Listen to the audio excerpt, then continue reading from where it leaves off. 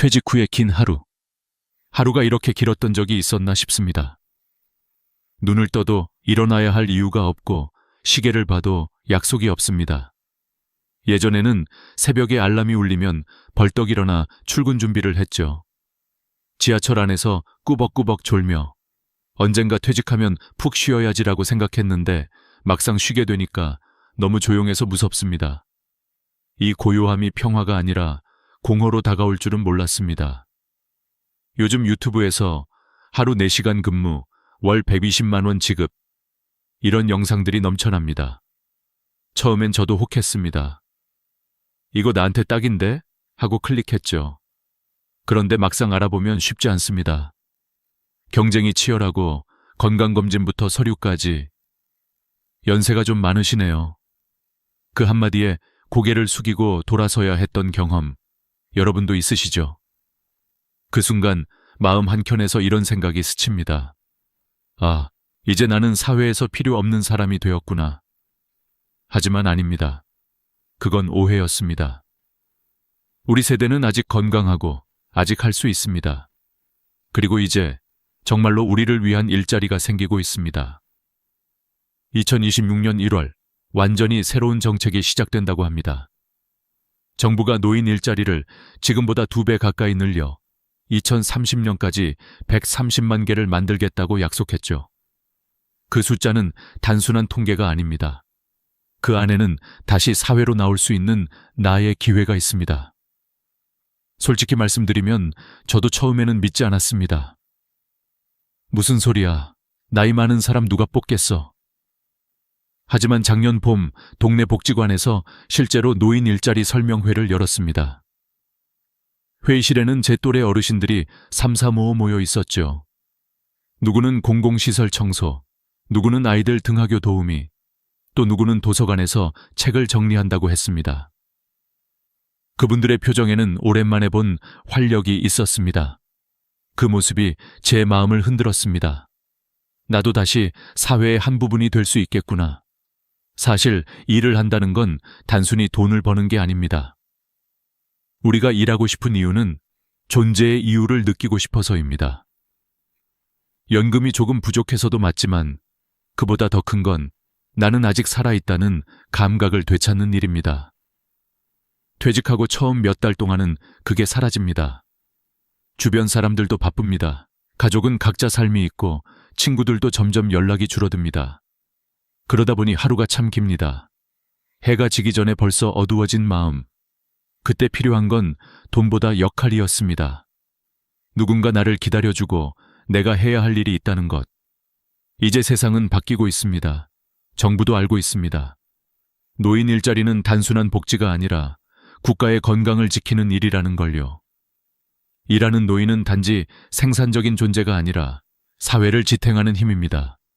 그래서 2026년부터 본격적으로 늘어나는 130만 개의 일자리 중 10%는 바로 여러분 몫입니다. 여러분의 경험, 책임감, 그리고 세월이 만든 지혜가 필요하기 때문이죠. 이 영상을 보고 계신 분 중에는 이렇게 생각하시는 분도 있을 겁니다.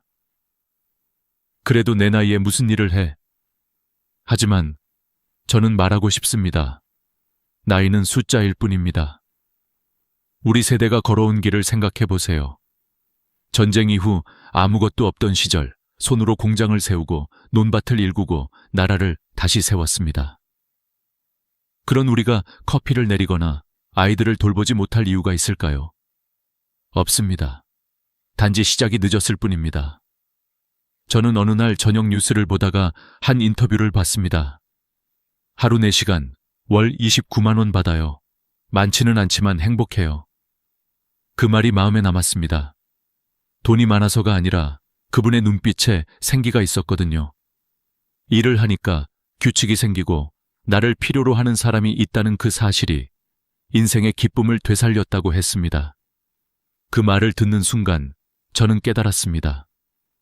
우리가 진짜로 원하는 건 일자리가 아니라 자리라는 걸요.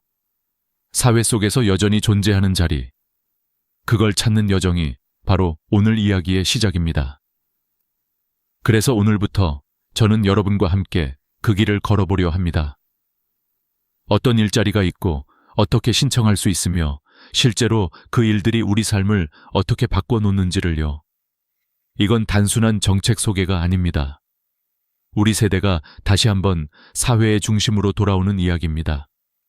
지금 이 순간에도 수많은 어르신들이 준비하고 있습니다. 그리고 그중 하나는 바로 당신일지도 모릅니다. 일은 약보다 낫다. 이 말을 저는 처음에는 그냥 좋은 문장이라고만 생각했습니다.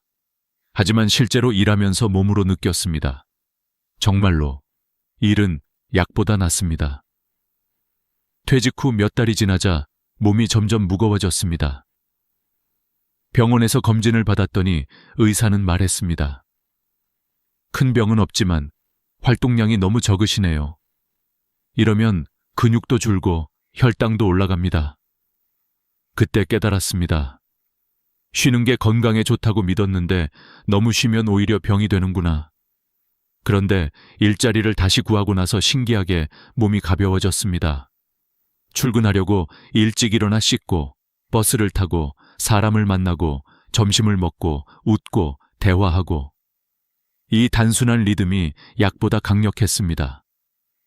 서울대학교 노화고령사회연구소의 조사에 따르면 일을 하는 노인은 일하지 않는 노인보다 우울증이 40% 낮다고 합니다. 치매 발병률도 30%나 낮습니다. 이 수치는 그냥 통계가 아닙니다. 우리 세대가 여전히 움직이고 여전히 누군가에게 필요한 존재라는 증거입니다. 일은 단순히 돈을 버는 일이 아닙니다. 하루의 의미를 만드는 일입니다. 일을 하는 동안은 내가 쓸모있는 사람이라는 감각을 잃지 않습니다. 아침에 일어나 오늘도 해야 할 일이 있다. 는 그 한 문장이 사람을 살립니다. 그건 약으로도 못 얻는 생애 리듬이에요. 제가 아는 한 분, 72세의 박선영 어르신은 이렇게 말했습니다. 예전에는 하루 종일 TV만 봤어요. 그런데 요즘은 도서관에서 책 정리하는 일을 해요. 한 달에 60만 원 정도 벌지만 그 돈보다 중요한 건 나를 부르는 목소리가 있다는 거예요. 박 어르신, 오늘도 수고하셨어요. 그 말 한마디면 기운이 나요.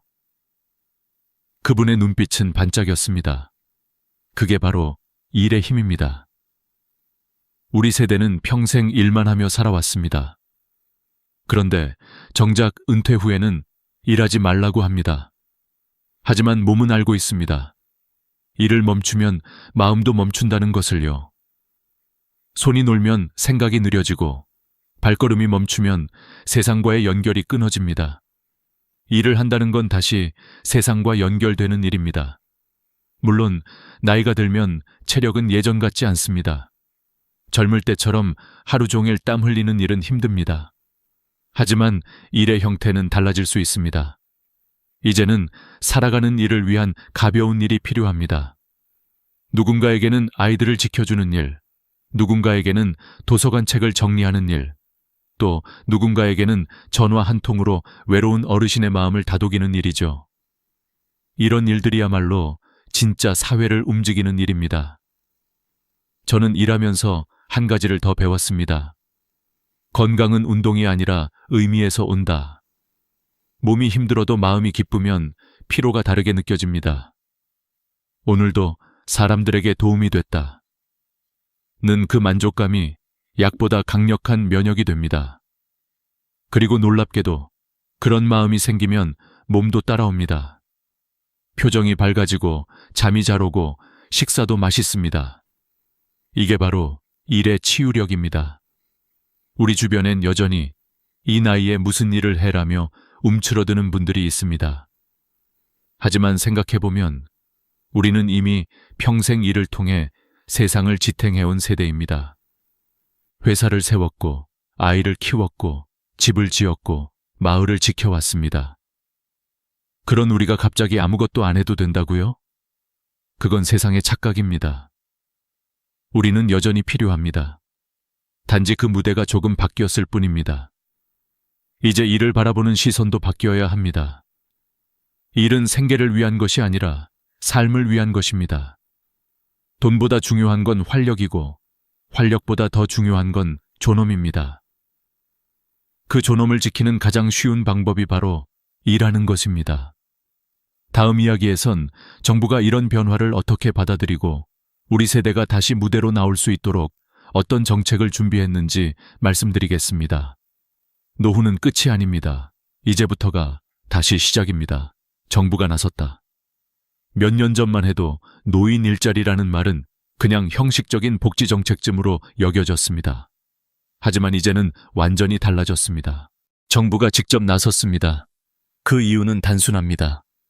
우리 세대가 단순히 도움받는 존재가 아니라 여전히 사회를 지탱하는 힘 있는 세대라는 걸 깨달았기 때문입니다. 2026년 1월, 정부는 사상 최대 규모의 노인 일자리 확대 정책을 발표했습니다. 현재 108천 개였던 일자리를 무려 20만 개 더 늘려 2030년까지 총 130만 개로 확대하겠다는 것입니다. 이건 단순히 숫자가 아닙니다.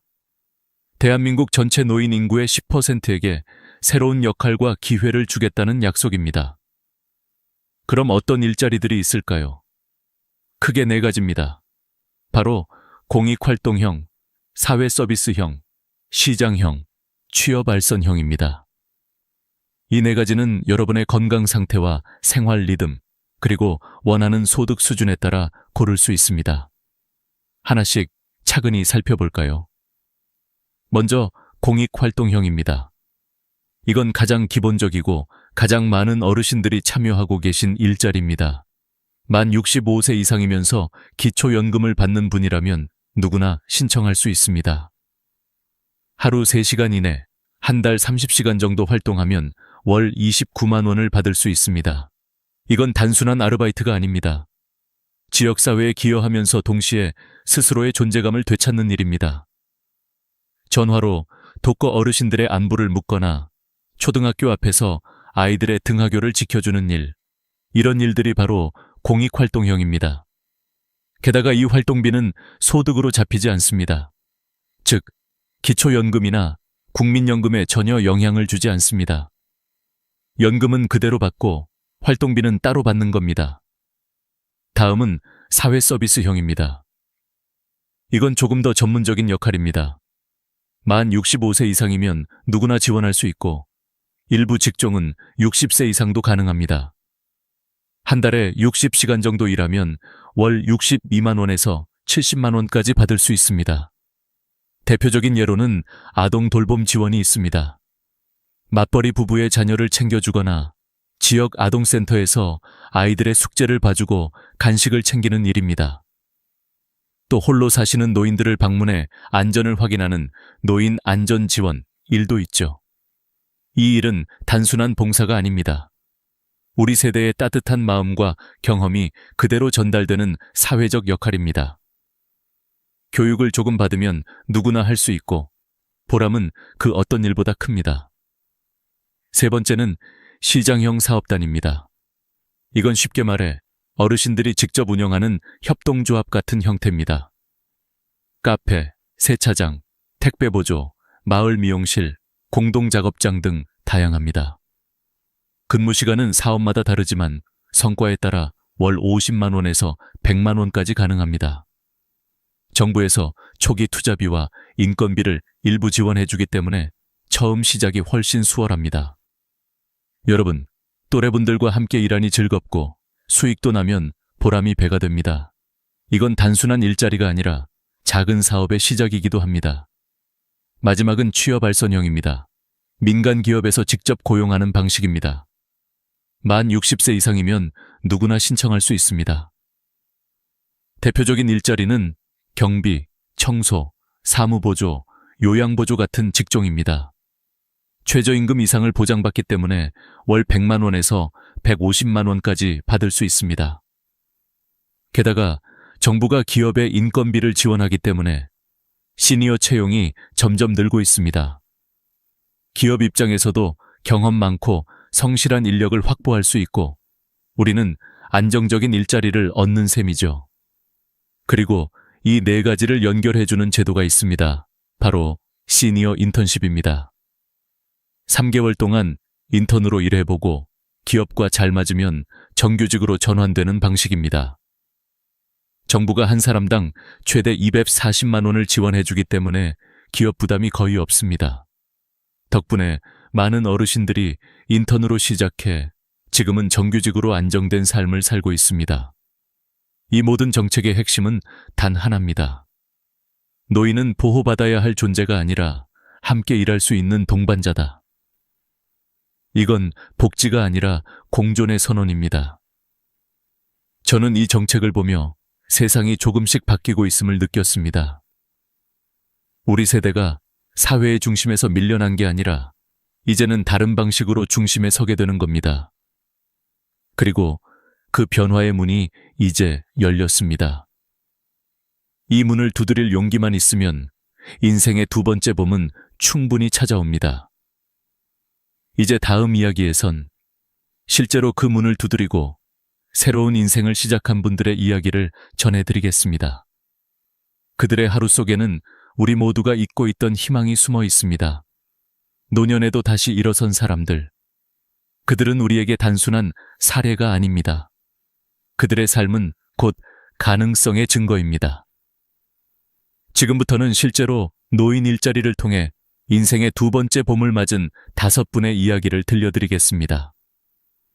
그 이야기를 들으면 아마 여러분도 고개를 끄덕이며 미소 지을 겁니다. 먼저 김영순 씨 68세의 이야기입니다.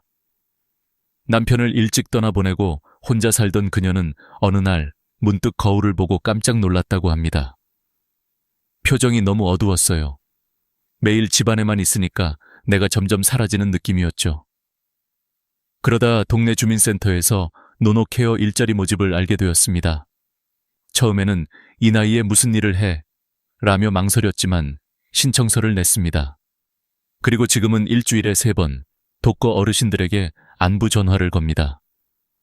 할머니, 오늘은 식사 잘하셨어요?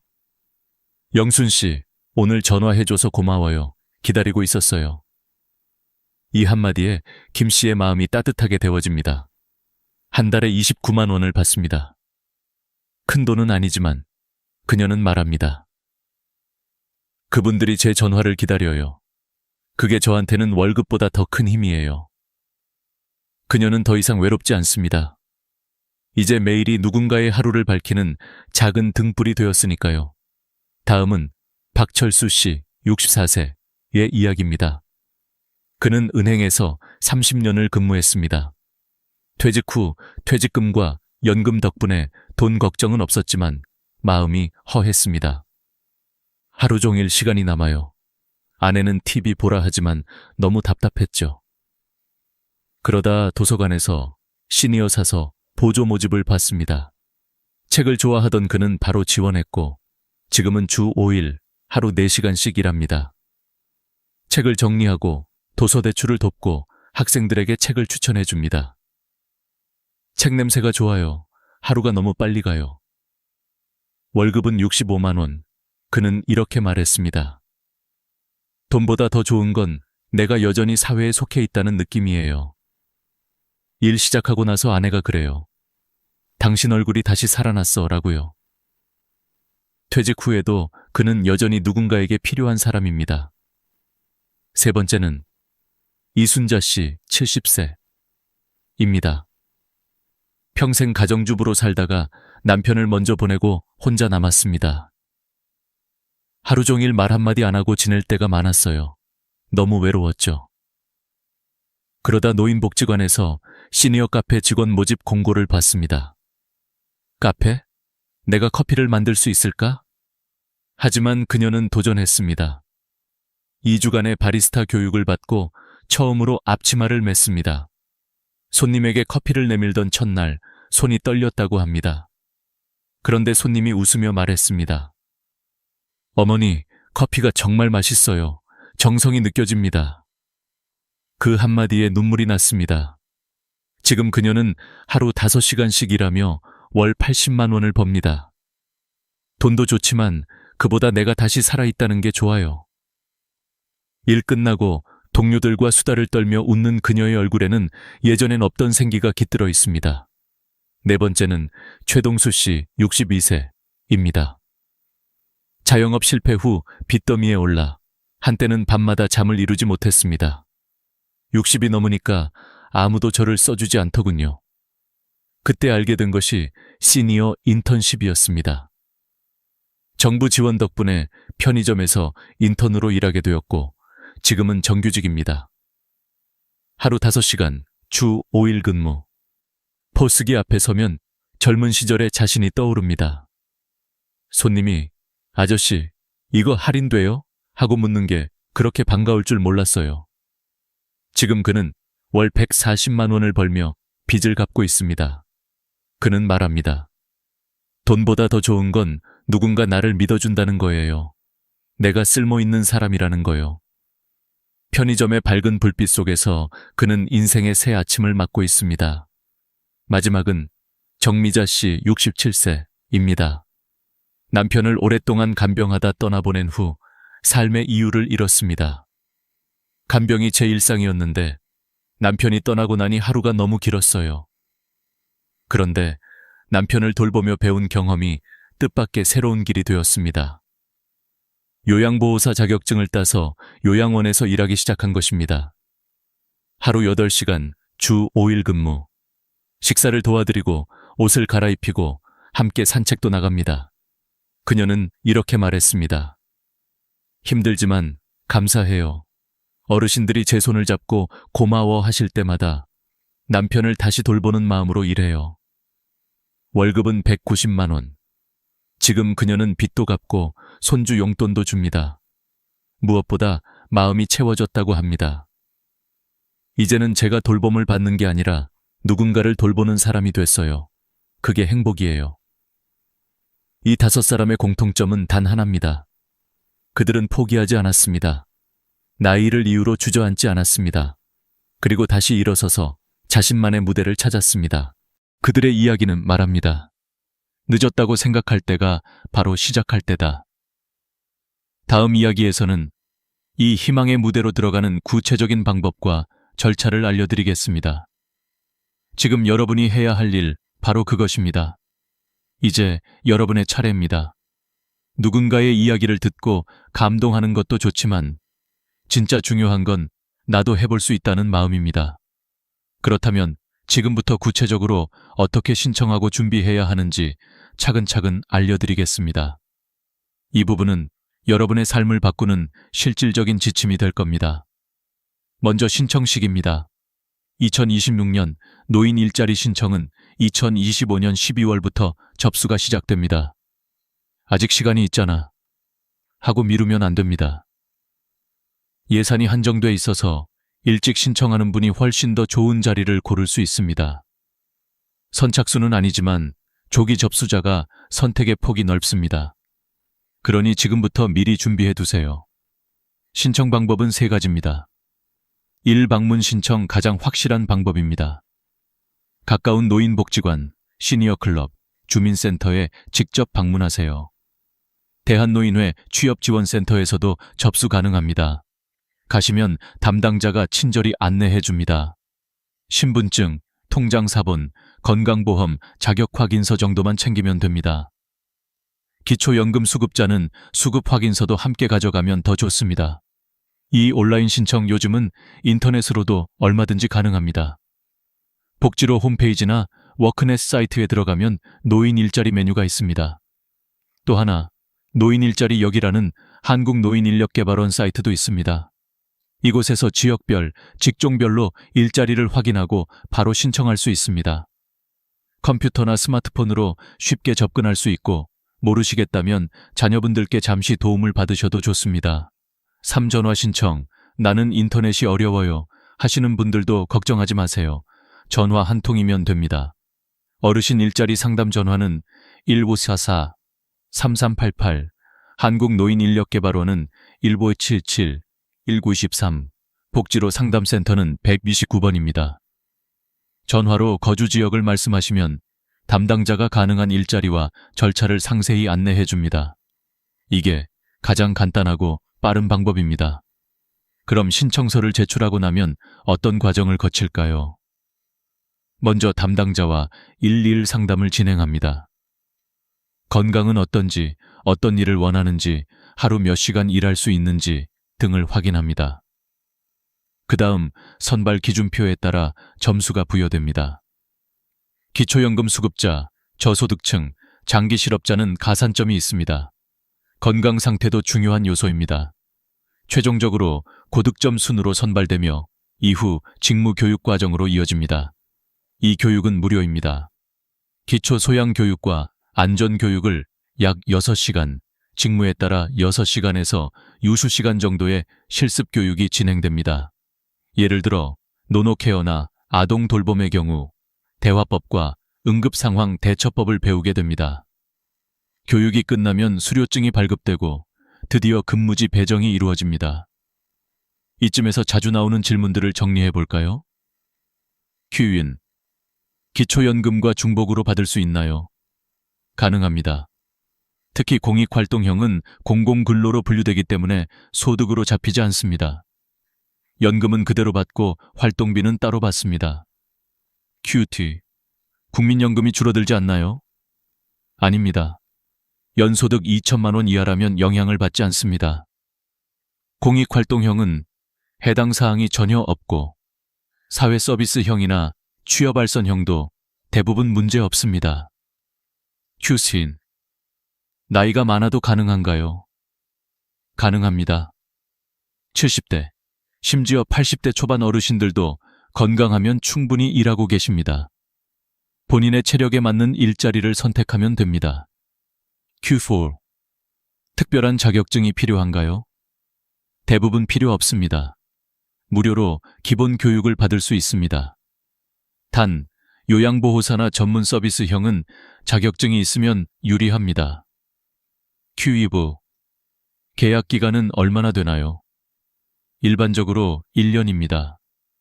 갱신도 가능하며 일부 일자리는 최대 5년까지 근무할 수 있습니다. Q6. 4대 보험은 되나요? 민간 취업형은 모두 4대 보험이 적용됩니다. 공익활동형은 상해보험만 적용됩니다. Q11. 주말에도 일하나요? 대부분 평일 근무입니다. 단, 교대 근무가 필요한 민간형 일자리는 주말 근무가 있을 수 있습니다. 이처럼 절차는 생각보다 복잡하지 않습니다. 무엇보다 중요한 건 내가 할 수 있다는 확신과 첫걸음입니다. 제가 한 어르신에게 들은 말이 있습니다. 나는 늙어서 일 못하는 줄 알았는데 지금은 하루가 너무 짧아요. 시간이 모자라요. 그 말이 정말 인상 깊었습니다. 일이 단순히 돈을 버는 수단이 아니라 삶의 리듬을 되찾는 문이기 때문입니다. 이제 마지막 이야기에서는 왜 일하는 노후가 단순한 생계가 아닌 인생의 두 번째 기적인지, 그리고 우리가 앞으로 어떤 마음으로 살아가야 하는지를 나누겠습니다. 여러분, 이제 이 이야기를 정리할 시간이 왔습니다. 오늘 우리는 노후의 일자리라는 주제를 이야기했지만 사실 이건 돈의 문제가 아니라 삶의 문제입니다. 사람은 나이를 먹어도 여전히 누군가에게 필요한 존재이고 사회의 한 부분으로 살아갈 자격이 있습니다. 그걸 증명하는 게 바로 일하는 노후입니다.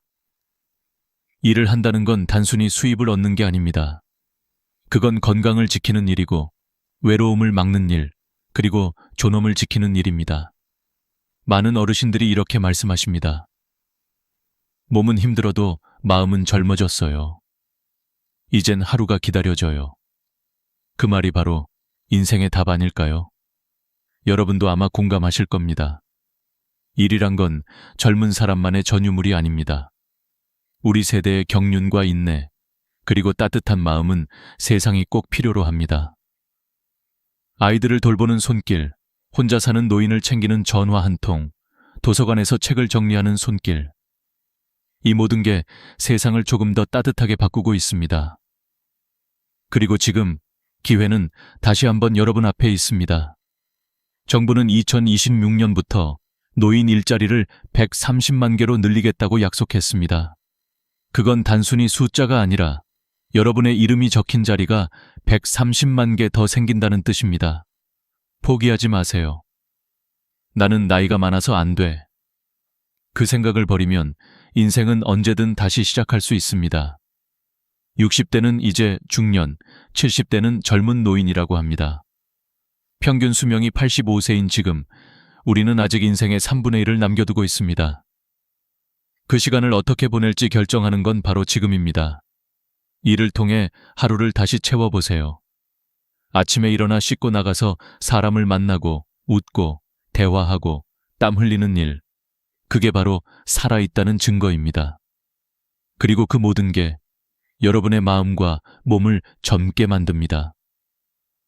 혹시 지금 머뭇거리고 계신가요? 그렇다면 이 말을 꼭 기억하세요. 완벽한 시기는 없습니다. 시작하는 지금이 바로 최적의 시기입니다. 여러분의 첫걸음을 응원합니다. 가까운 복지관에 한번 들러보세요. 전화 한 통, 신청서 한 장이 인생을 바꿀 수 있습니다. 일자리를 구한다는 건 단순히 돈을 버는 게 아니라 삶의 활력을 되찾는 여정입니다. 마지막으로 부탁드립니다. 이 영상이 도움이 되셨다면 좋아요와 구독, 그리고 공유 버튼을 눌러주세요. 여러분의 클릭 하나가 누군가의 인생을 바꿀 수 있습니다. 누군가 지금 이 순간에도 외롭게 TV만 바라보고 있을지도 모릅니다. 그분에게 이 영상을 보내주세요. 그게 바로 또 다른 일자리, 희망을 전하는 일입니다. 여러분은 여전히 사회의 주인공입니다. 그리고 여러분의 두 번째 인생은 지금, 이 순간부터 다시 시작됩니다. 감사합니다. 여러분의 내일이 오늘보다 조금 더 밝기를 진심으로 바랍니다. 여러분 혹시 이런 생각 해보신 적 있으신가요? 일 안 해도 돈을 준다고? 그게 말이 돼? 하지만 그게 가능합니다. 그리고 바로 지금 여러분이 그 돈을 놓치고 계실지도 모릅니다. 저는 20년 동안 복지 상담을 해온 사회복지사 주인형입니다. 그동안 수많은 어르신들을 만나왔습니다. 한 달 생활비 50만 원도 빠듯해서 전기요금을 아끼고 아픈 몸을 이끌고도 병원에 가지 못하는 분들을 너무 많이 봤습니다. 그런데 놀라운 사실은 그분들 중 절반 이상이 받을 수 있는 돈을 몰라서 못 받고 있었다는 것입니다. 제가 도와드린 어느 할머니는 지금 매달 65만 원을 받으십니다. 그분의 옆집 할머니는요? 조건이 똑같은데 한 푼도 못 받습니다. 두 분의 차이는 단 하나. 신청했느냐, 몰랐느냐 였습니다. 이 이야기를 들으면 누구나 놀랍니다. 아니, 나라에서 주는 돈이 그렇게 많았다고요? 네, 그렇습니다. 그리고 더 놀라운 건 그 돈은 누구나 받을 수 있다는 사실입니다. 조건은 단 하나, 만 65세 이상이면 됩니다. 일을 하지 않아도, 연금이 없어도 지금이라도 신청만 하면 매달 현금이 통장으로 들어옵니다. 저는 이런 사연을 자주 듣습니다. 나는 집이 있어서 안 된대요. 우리 아들이 잘 벌어서 난 안 되겠죠. 예전에 떨어졌으니까 다시는 안 될 거예요. 하지만 여러분, 그건 모두 잘못된 정보입니다. 복지는 아는 만큼 받는 제도입니다. 모르면 평생 못 받습니다. 하지만 알고 신청하면 확실히 받을 수 있습니다. 지난달에도 이런 일이 있었습니다. 서울 은평구에 사는 71세 김순자 할머니는 집값이 3억 원이라서 기초연금은 포기하고 계셨습니다. 이 나이에 무슨 연금이야, 집이 있잖아요. 그런데 제가 계산을 도와드렸습니다. 기초연금은 거주용 주택 1억 3,500만 원까지 공제가 됩니다. 즉, 3억 원짜리 아파트에 사셔도 실제 계산에선 1억 6,500만 원으로 봅니다.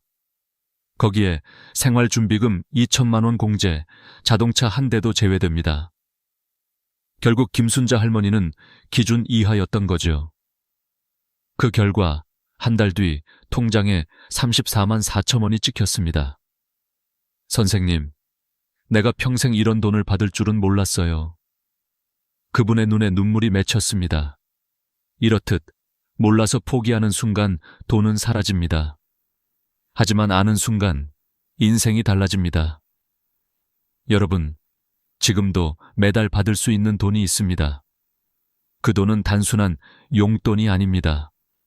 그건 여러분의 노후를 지탱해주는 안전망, 그리고 국가가 보장하는 권리입니다. 지금부터 제가 하나씩 알려드리겠습니다. 일하지 않아도 매달 받을 수 있는 돈, 그중 첫 번째 제도는 바로 기초연금입니다. 많은 분들이 알고 계시지만 정확히 아는 분은 거의 없습니다. 집이 있으면 안 된다. 자식이 잘 살면 안 된다. 그건 모두 틀린 정보입니다. 기초연금은 단 한 가지를 봅니다. 당신이 지금 얼마나 어려운가. 그리고 나라가 판단합니다. 그렇다면 우리가 도와드리겠습니다. 이건 시혜가 아닙니다. 당신이 일생 동안 세금을 내고 일한 대가로 받는 정당한 권리입니다. 부끄러워할 필요도 눈치 볼 필요도 없습니다.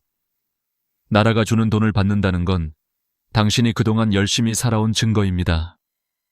이제 더 이상 몰라서 손해보는 인생은 끝내야 합니다. 오늘 이 영상을 끝까지 보신다면 매달 최대 70만 원까지 현금으로 받을 수 있는 방법을 알게 됩니다. 그리고 병원비, 전기요금, 월세까지 거의 무료로 해결할 수 있는 진짜 정보가 기다리고 있습니다. 여러분의 노후는 아직 끝나지 않았습니다. 이제부터 시작입니다. 지금이 바로 당신의 인생 2막이 열리는 순간입니다. 자, 그럼 본격적으로 들어가 보겠습니다. 첫 번째, 일 안 해도 받을 수 있는 기초연금의 모든 것을 하나씩 아주 쉽게 설명드리겠습니다. 기초연금이라고 하면 많은 분들이 이렇게 말하십니다. 그건 돈 없는 사람만 받는 거잖아요. 나는 집이 있으니까 안 될 거야.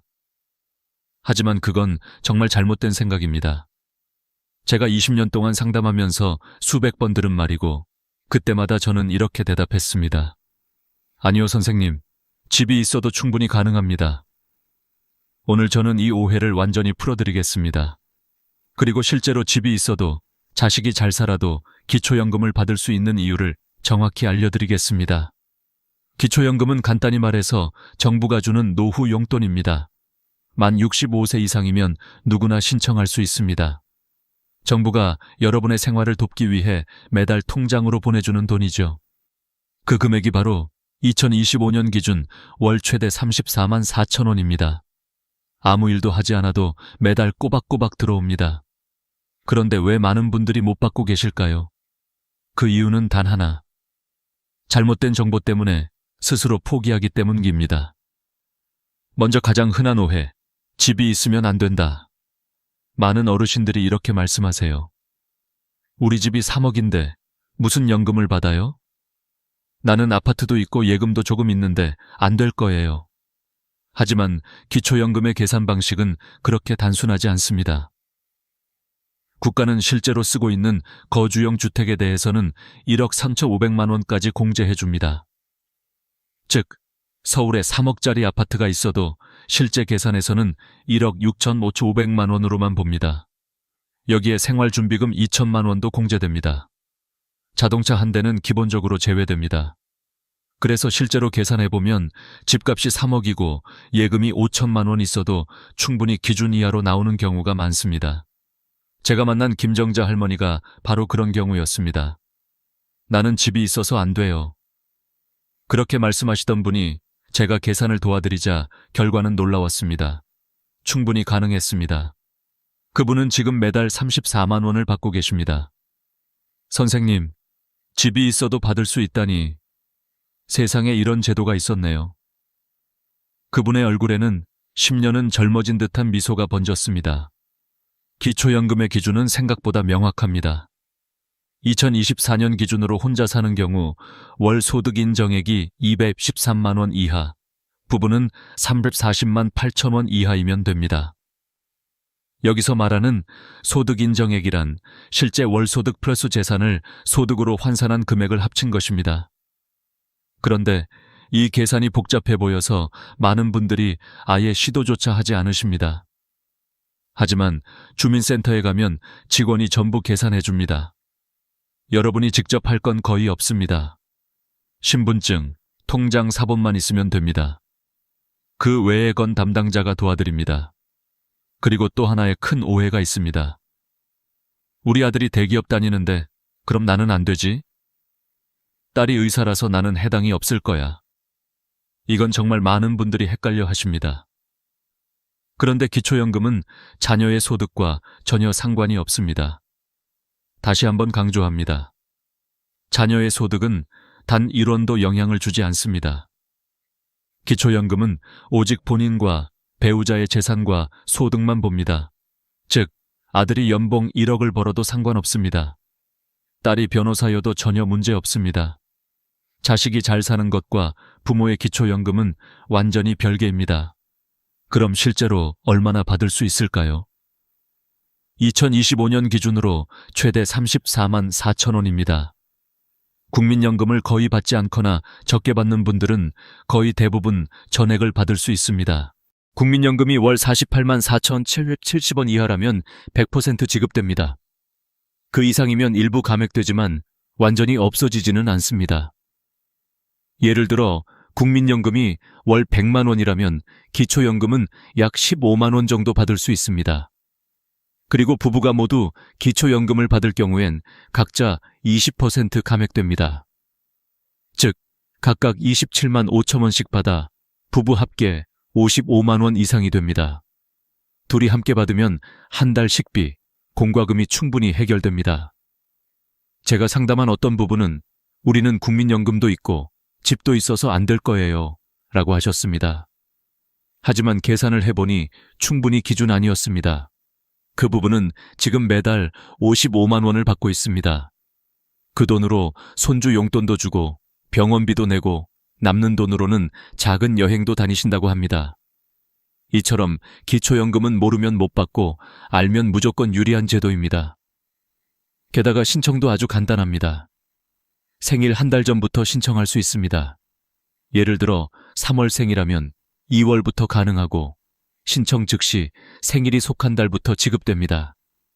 늦게 신청하면 그만큼 손해입니다. 여러분, 나라에서 주는 돈을 받는 건 부끄러운 일이 아닙니다. 그건 당신이 평생 열심히 살아온 보상의 한 부분입니다. 지금까지 일하며 세금을 내고 사회를 지탱해 오셨습니다. 이제는 그 대가를 받으실 차례입니다. 혹시라도 나는 안 될 거야 하고 포기하셨나요? 그 생각을 지금 이 순간 버리세요. 집이 있어도 자식이 잘 살아도 충분히 가능합니다. 주민센터에 가서 기초연금 상담받으러 왔습니다. 이 한마디만 하시면 됩니다. 나머지는 담당자가 전부 도와드립니다. 그럼 이제 두 번째 제도를 알아볼 시간입니다. 기초연금만으로 부족하다면 생활비까지 지원받을 수 있는 제도가 있습니다. 바로 생계급여, 나라에서 매달 현금을 직접 지급하는 제도입니다. 이건 말 그대로 생활비를 주는 복지원입니다. 지금부터 그 제도의 모든 것을 알려드리겠습니다. 여러분, 혹시 이런 말을 들어보셨나요? 기초연금은 용돈이고 생계급여는 생활비다. 이 말은 정말 정확한 표현입니다. 기초연금이 노후를 위한 기본 지원이라면 생계급여는 실제로 생활을 유지하기 위한 필수 지원입니다. 즉, 나라가 매달 생활비를 직접 통장에 넣어주는 제도입니다. 많은 분들이 생계급여를 나는 해당 안 될 거야 하며 포기하십니다. 하지만 실제로는 생각보다 훨씬 많은 분들이 받을 수 있습니다. 제가 상담했던 어르신들 중에도 내가 이걸 받을 수 있다고요? 하며 놀라시는 분이 정말 많았습니다.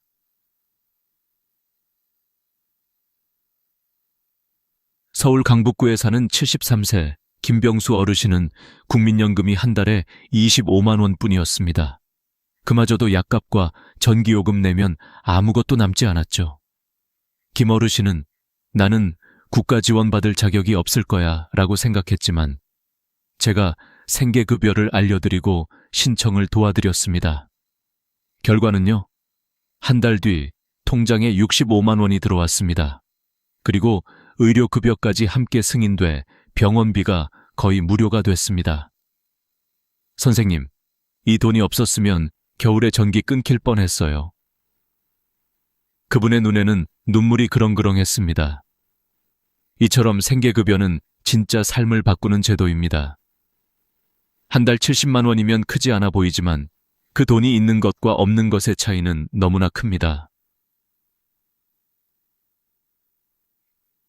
그럼 이제 구체적으로 설명드릴게요.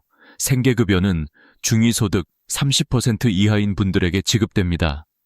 2024년 기준으로 1인 가구 월소득 69만 원 이하, 2인 가구 117만 원 이하, 3인 가구 150만 원 이하 이 기준 안에 들어가면 신청할 수 있습니다. 단순히 소득만 보는 게 아니라 재산도 함께 계산합니다.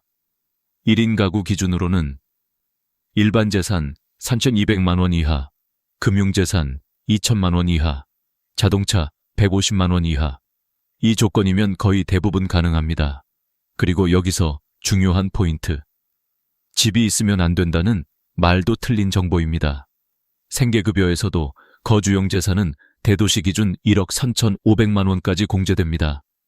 즉, 서울에 2억 원짜리 오피스텔이 있어도 계산상으로는 6,500만 원으로 봅니다. 이 사실을 모르고 포기하시는 분들이 정말 많습니다. 그리고 아주 중요한 변화가 있습니다. 2023년 이후 부양 의무자 기준이 거의 폐지되었습니다. 예전에는 자식이나 사위, 며느리의 소득이 많으면 부모님이 생계급여를 받을 수 없었습니다. 그래서 우리 아들이 공무원이라 안 될 거야. 딸이 병원에서 일하니까 나는 해당 안 되지. 이렇게 생각하고 포기하신 분들이 많았습니다. 하지만 지금은 다릅니다. 2023년부터 자식이 연봉 1억을 벌어도 대부분 가능합니다. 단, 자녀가 월 900만 원 이상 소득이면서 동시에 재산이 1억 이상이어야만 부모가 제외됩니다. 즉, 의사나 변호사처럼 아주 부유한 자녀를 둔 경우만 해당됩니다. 일반 직장인, 공무원, 자영업자 자녀가 있는 경우엔 전혀 문제 없습니다. 제가 기억하는 한 장면이 있습니다. 경기도 구리시에 사는 80세 박정자 할머니 집을 방문했을 때입니다.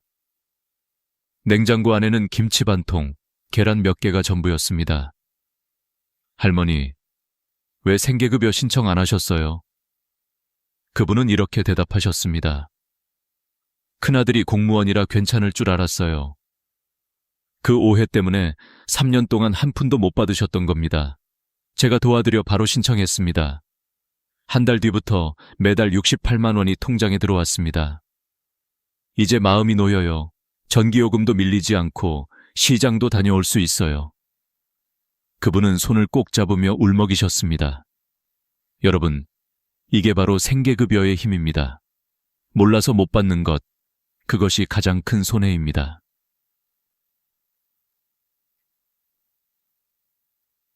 생계급여의 신청 방법은 간단합니다. 가까운 주민센터에 가시면 됩니다. 필요한 서류는 신분증, 임대차 계약서, 월세나 전세 사시는 분, 건강보험증, 금융정보 제공 동의서, 이 정도면 충분합니다. 직원이 모든 걸 도와드립니다. 글씨를 잘 못 써요. 걱정하지 마세요. 직원이 대신 작성해 줍니다. 계산도 컴퓨터로 바로 해줍니다. 여러분이 직접 할 건 거의 없습니다. 신청 후 30일 이내에 결과가 나오고 승인되면 다음 달 20일에 첫 입금이 됩니다. 그 후엔 매달 같은 날짜에 자동 입금됩니다. 한번 승인되면 계속 받을 수 있고 상황이 변하지 않으면 중단되지 않습니다. 그리고 생계급여의 진짜 매력은 다른 복지 혜택이 함께 따라온다는 것입니다. 이건 다음 장에서 자세히 말씀드리겠지만 간단히 말씀드리면 이렇습니다. 의료급여, 병원비, 구시온돈 100% 무료, 주거급여, 월세 최대 30만 원 지원, 교육급여, 손자녀의 급식비, 교재비, 교육비, 전액 지원, 에너지 바우처, 전기, 가스, 난방비 절감, 교통비 및 통신요금 감면, 대중교통 할인, 휴대폰 요금 인하. 이 모든 혜택을 합치면 월 100만 원 이상의 가치가 됩니다. 나는 받을 자격이 없을 거야. 그 생각만 버리면 인생이 바뀝니다. 그리고 마지막으로 꼭 기억하세요. 신청은 공짜입니다. 실패해도 손해 없습니다. 혹시 기준이 안 된다고 하더라도 다음 해에 다시 신청할 수 있습니다. 복지 기준은 해마다 완화되고 있습니다. 작년에 안 됐다고 올해도 안 되는 건 아닙니다. 실패해도 괜찮습니다. 포기하지 않는 분이 결국 받습니다. 이제 기초연금과 생계급여를 함께 받으면 월 100만 원 이상의 안정된 생활이 가능합니다. 그리고 그 돈보다 더 소중한 것이 있습니다. 나는 혼자가 아니다. 나라가 내 삶을 지켜준다는 그 든든한 마음입니다. 다음은 여러분의 생활을 한층 더 편하게 만들어줄 추가 지원 제도, 의료, 주거, 교육급여에 대해 말씀드리겠습니다. 많은 어르신들이 이렇게 말씀하십니다. 나는 병원비 때문에 겁나서 아파도 못 가요. 월세가 밀릴까봐 잠이 안 와요. 손주 학원비라도 좀 도와주고 싶은데 그게 제일 미안해요. 여러분, 이제 그런 걱정은 조금 내려놓으셔도 됩니다. 왜냐하면 나라에는 단순히 생계급여나 기초연금뿐만 아니라 의료비, 주거비, 교육비까지 지원하는 제도가 있기 때문입니다. 그런데 문제는 이 제도를 대부분의 어르신들이 모르고 계시다는 겁니다. 지금부터 그 숨은 보석 같은 혜택들을 하나씩 알려드리겠습니다. 1. 의료급여. 병원비가 100% 무료가 됩니다. 기초생활수급자나 생계급여를 받게 되면 자동으로 의료급여 대상이 됩니다. 이 제도는 병원비를 거의 전액 면제해주는 제도입니다. 예를 들어 종합병원에서 진료를 받아도 본인 부담금은 1,000원, 2,000원 정도에 불과합니다. CT, MRI, 수술, 입원 치료도 대부분 무료입니다. 제가 만난 김용화 할아버지는 허리 디스크 때문에 몇 년째 병원에 못 가고 계셨습니다. 병원비가 너무 비싸서 그냥 참고 살았어요. 그런데 생계급여 신청 후 의료급여가 함께 승인되자 지금은 한 달에 2번 정기 진료를 받으며 치료를 이어가고 계십니다. 이제는 허리도 편하고 마음도 편해요. 나라가 이렇게 도와주는 줄 몰랐어요. 그분의 웃음 속에는 오래된 걱정이 사라진 평안이 느껴졌습니다. 특히 당뇨, 고혈압, 관절염 같은 만성질환을 가진 분들에게 의료급여는 생명줄과도 같습니다. 병원에 갈 때마다 부담이 사라지면 건강을 지키는 마음도 훨씬 가벼워지니까요. D. 주거급여. 월세와 전세보증금을 지원받습니다. 두 번째는 주거급여입니다. 이건 집이 없고 월세나 전세로 사는 분들에게 나라가 직접 임대료를 지원해주는 제도입니다. 서울 기준으로 1인 가구는 월 최대 30만 원, 2인 가구는 최대 36만 원까지 지원됩니다. 지방도 기준은 다르지만 평균 20만 원 이상입니다. 제가 상담했던 어느 78세 할머니는 월세 35만 원짜리 원룸에 사셨습니다. 매달 손주한테 빌려서 내셨죠. 그분은 주거급여를 몰랐습니다. 신청을 도와드린 후 그분은 지금 매달 27만 원을 지원받고 있습니다. 이제는 손주 눈치 안 보고 월세 낼 수 있어서 정말 마음이 편해요. 그분의 말에는 자존심이 섞인 따뜻한 감사가 담겨 있었습니다. 주거급여는 생계급여와 별개로 받을 수 있습니다. 두 가지를 함께 신청하면 훨씬 유리합니다.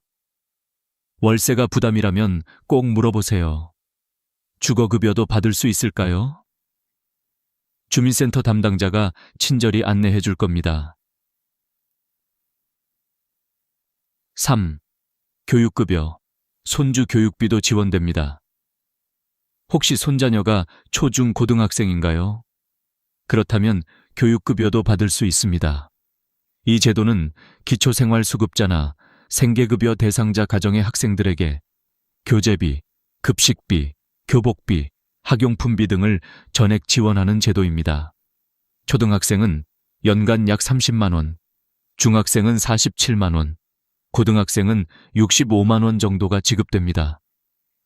많은 조부모님들이 손주를 대신 키우며 경제적 부담을 느끼십니다. 하지만 이 제도를 알고 나면 그 부담이 크게 줄어듭니다. 한 달에 학원비를 못 내서 손주가 울던 집이 이 제도를 통해 웃음을 되찾은 사례도 많습니다. 4.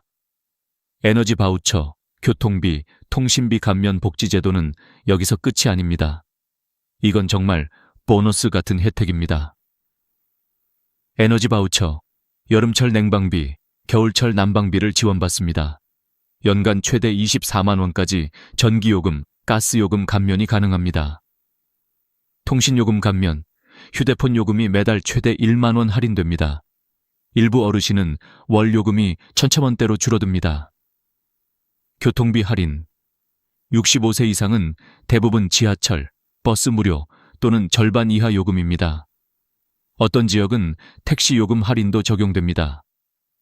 이런 소소한 혜택들을 다 합치면 한 달 절약액이 10만 원 이상입니다. 여러분, 이건 단순한 돈 문제가 아닙니다. 국가가 나를 잊지 않았다는 증거입니다. 모든 복지제도의 핵심은 하나입니다. 신청해야 받을 수 있다. 몰라서 손해보는 것보다 한 번 시도해서 안 되는 게 100배 낫습니다. 혹시라도 예전에 떨어졌다고 포기하셨나요? 그땐 기준이 달랐습니다. 지금은 훨씬 완화됐습니다. 작년에 안 됐다고 올해도 안 되는 건 아닙니다. 상황이 조금이라도 달라졌다면 꼭 다시 신청해 보세요.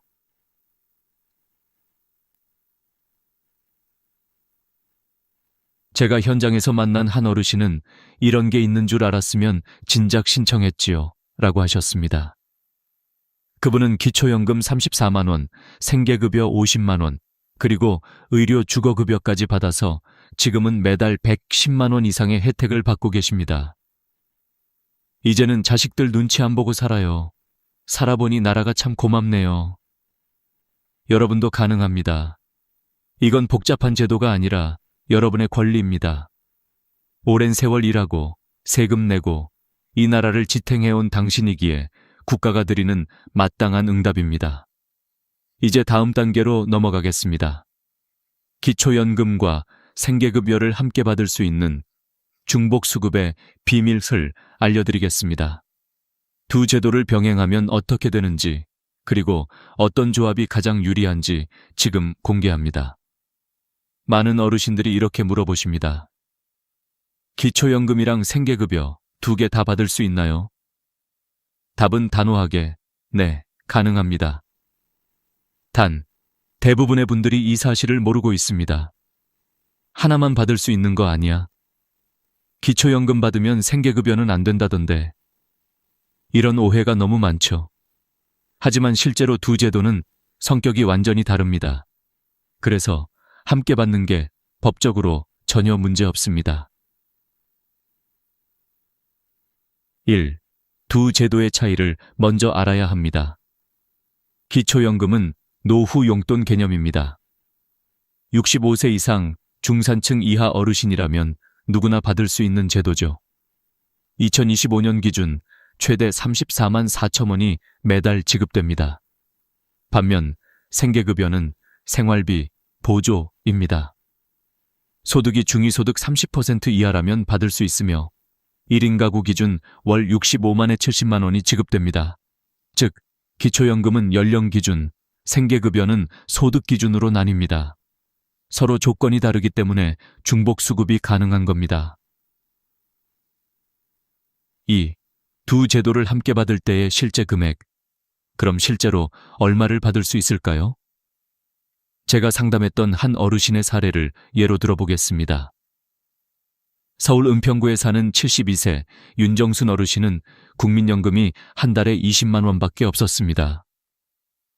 남편은 돌아가셨고 집은 전세 5천만 원짜리 원룸이 전부였습니다. 처음엔 나는 연금 있으니까 생계급여는 안 될 거예요. 하셨지만 제가 계산해보니 충분히 가능했습니다. 결국 승인되셨고 지금은 매달 이렇게 받으십니다. 기초연금 33만 원, 생계급여 52만 원, 의료급여, 병원비 전액 면제, 즉 매달 85만 원 이상을 안정적으로 받고 계십니다. 이제는 전기요금, 약값 걱정 없이 살아요. 이 나이에 나라가 나를 도와준다는 게 참 고마워요. 그분의 말 한마디가 모든 걸 설명해 줍니다. 3. 중복수급 시 감액규칙. 물론 중복 수급 시 일부 감액은 있습니다. 하지만 아예 못 받는 건 절대 아닙니다. 생계급여는 기초연금을 소득으로 간주하기 때문에 그 금액의 일부가 생계급여에서 조정됩니다. 예를 들어 기초연금으로 34만 원을 받는 분은 생계급여가 약 15만 L20만 원 정도 줄어들 수 있습니다. 하지만 총합은 항상 더 많아집니다. 즉, 기초연금 플러스 생계급여를 함께 받는 게 무조건 이득입니다. 4. 두 제도 모두 주민센터에서 한 번의 신청 절차도 매우 간단합니다. 두 제도 모두 주민센터에서 함께 신청이 가능합니다. 한 번 방문해서 기초연금과 생계급여 모두 신청하고 싶습니다. 이렇게 말씀하시면 담당 공무원이 동시에 진행해 줍니다. 필요 서류는 단순합니다. 신분증, 통장사본, 건강보험증, 임대차 계약서, 월세나 전세 사시는 분. 직원이 하나하나 도와주기 때문에 글씨를 잘 못 쓰셔도 계산이 어려워도 걱정할 필요 없습니다. 직접 작성하지 않아도 됩니다. 신청 타이밍이 중요합니다. 기초연금은 생일 한 달 전부터 가능하고 생계급여는 언제든 가능합니다. 하지만 빨리 신청할수록 유리합니다. 왜냐하면 복지제도는 신청한 달부터 지급되기 때문입니다. 즉, 4월에 신청하면 5월부터 지급됩니다. 6월에 신청하면 7월부터죠. 조금 있다가 하며 미루면 그 달의 지원금을 그냥 잃게 됩니다. 6. 실제 수급자들의 변화된 삶, 이 제도를 통해 삶이 바뀐 분들이 정말 많습니다. 강원도 춘천의 75세 박영자 어르신. 기초연금 34만 원 플러스 생계급여 50만 원 플러스 의료급여, 병원비 무료, 월세 부담 사라짐. 부산 남구의 68세 김문수 어르신. 기초연금 32만 원 플러스 주거급여 25만 원, 전세금 보탬으로 이사 성공. 경기도 안양의 70세 오경순 할머니. 기초연금 플러스 생계급여 플러스 에너지 바우처. 난방비 걱정 없이 겨울 보냄. 이분들이 공통적으로 하신 말씀이 있습니다. 예전엔 나라가 나랑 상관없는 줄 알았는데 이제는 나라 덕분에 마음이 편해요. 7. 상담은 공짜, 포기는 손해복지. 상담은 100% 무료입니다. 신청한다고 해서 불이익이 생기지 않습니다. 심지어 떨어져도 아무 기록이 남지 않습니다. 그래서 제가 늘 강조합니다. 몰라서 포기하지 마세요. 시도만 해도 인생이 달라집니다. 여러분이 한 번의 상담을 통해 받을 수 있는 금액은 매달 70만 1,100만 원, 연간으로 계산하면 최대 1,200만 원입니다. 여러분, 이건 혜택이 아니라 당신이 평생 낸 세금의 정당한 돌려받음입니다. 다음 시간에는 이 두 제도를 제대로 활용하고 있는 분들이 어떻게 자산을 관리하며 현금 흐름을 유지하는지, 즉, 노후 자산 관리의 비밀 전략을 알려드리겠습니다. 이제 돈을 모으는 게 아니라 돈이 새지 않게 지키는 방법을 알아야 할 때입니다. 많은 어르신들이 이런 말씀을 하십니다. 돈이 없어서 걱정이에요. 하지만 실제로 상담을 해보면 돈이 없어서가 아니라 새어나가서 걱정인 경우가 많습니다. 정부에서 매달 기초연금과 생계급여를 받고 계셔도 그 돈을 현명하게 관리하지 못하면 한 달이 끝날 때마다 통장은 여전히 비어 있습니다. 이제부터는 받는 것만큼 지키는 법이 중요합니다. 제가 현장에서 보고 배운 실제 어르신들의 생활 속 자산관리 지혜를 알려드리겠습니다. 1. 돈은 한 통장에 모아두지 마세요. 대부분 이렇게 하시죠.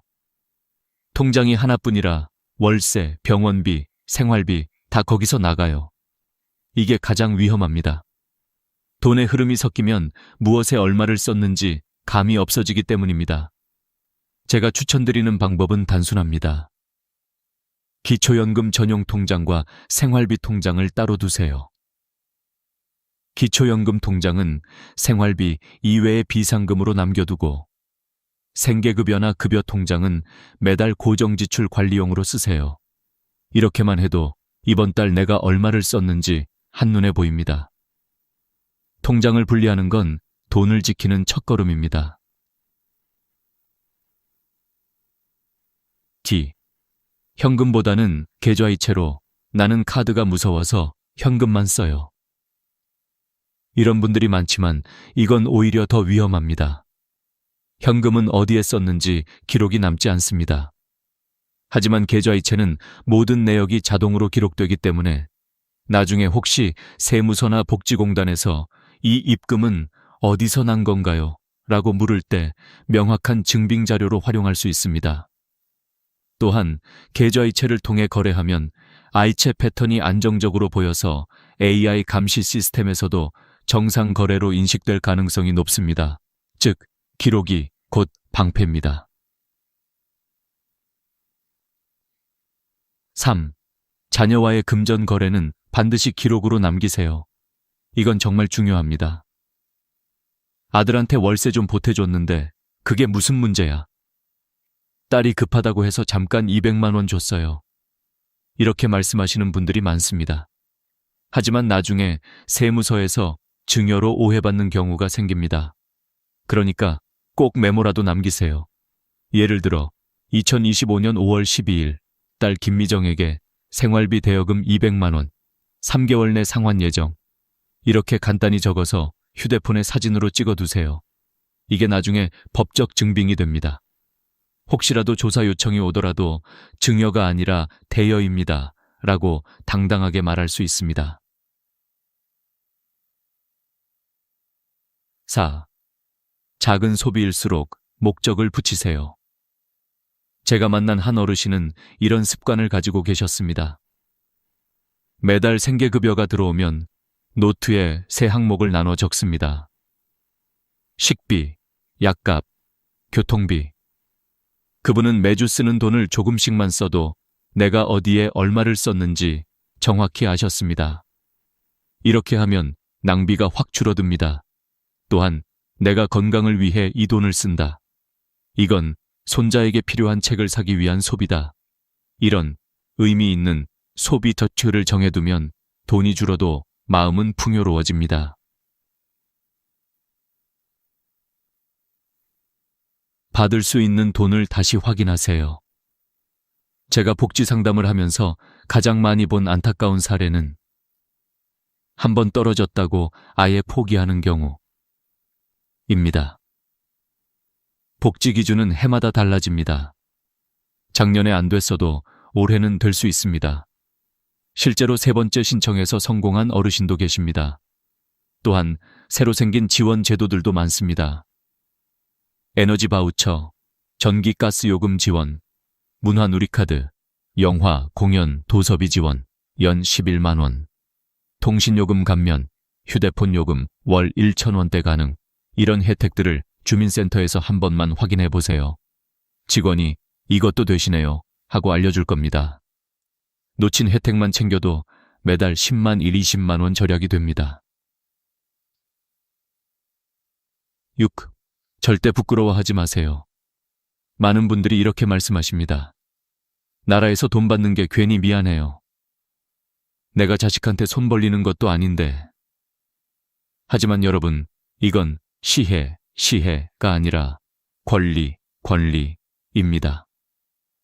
여러분이 평생 일하며 세금 내고 이 나라를 지탱해 왔기에 이 복지는 당연히 돌려받아야 할 몫입니다. 그 어떤 것도 부끄러워할 이유가 없습니다. 오히려 신청하지 않는 것이 손해이고 불이익입니다. 여러분은 이 나라의 어르신으로서 자랑스럽게 당당하게 이 제도를 누리셔야 합니다. 11. 한 문장으로 기억하세요. 받는 것보다 지키는 것이 진짜 지혜다. 기초연금과 생계급여를 받는 것도 중요하지만 그 돈을 잘 관리하고 기록으로 남기는 습관을 들이시면 노후는 훨씬 안정적이고 평온해집니다. 여러분이 오늘 이 영상을 끝까지 보셨다면 이미 절반은 성공하신 겁니다. 남은 절반은 실행하는 것, 즉 주민센터에 가서 직접 신청하는 것입니다. 이제 마지막으로 오늘 영상의 모든 내용을 한눈에 정리하고 여러분의 마음에 힘이 되는 마무리 메시지를 전하겠습니다. 한 문장, 한 마음으로 오늘을 마무리해 보겠습니다. 여러분, 지금까지 긴 이야기를 함께 해주셔서 고맙습니다. 오늘 들으신 내용이 복잡하게 느껴지셨을 수도 있습니다. 하지만 단 한 가지만 기억하시면 됩니다. 나는 받을 자격이 있다. 기초연금이든 생계급여든 그건 나라의 선물이 아닙니다. 당신이 평생 성실히 살아온 대가이고 국가가 당신의 노력을 인정하는 정당한 권리입니다. 많은 분들이 이렇게 말씀하십니다. 이 나이에 무슨 복지를 신청해요? 하지만 제가 현장에서 만난 수백 명의 어르신들 중 진짜 후회하신 분들은 단 한 분도 없었습니다. 왜 진작 몰랐을까? 조금만 빨리 알았어도 삶이 달라졌을 텐데. 그 말이 얼마나 가슴에 남는지 모릅니다. 여러분, 지금이 바로 그 조금만 빨리 주의 순간입니다. 지금 움직이시면 한 달 뒤 통장에 돈이 들어옵니다. 지금 주민센터에 가시면 직원이 친절히 도와드립니다.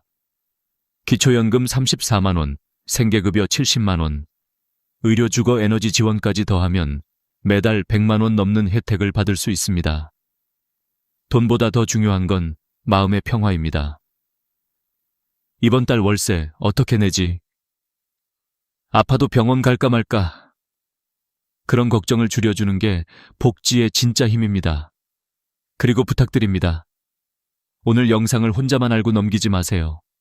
형제, 친구, 이웃에게도 꼭 알려주세요. 당신이 공유한 영상 하나로 누군가의 인생이 완전히 바뀔 수 있습니다.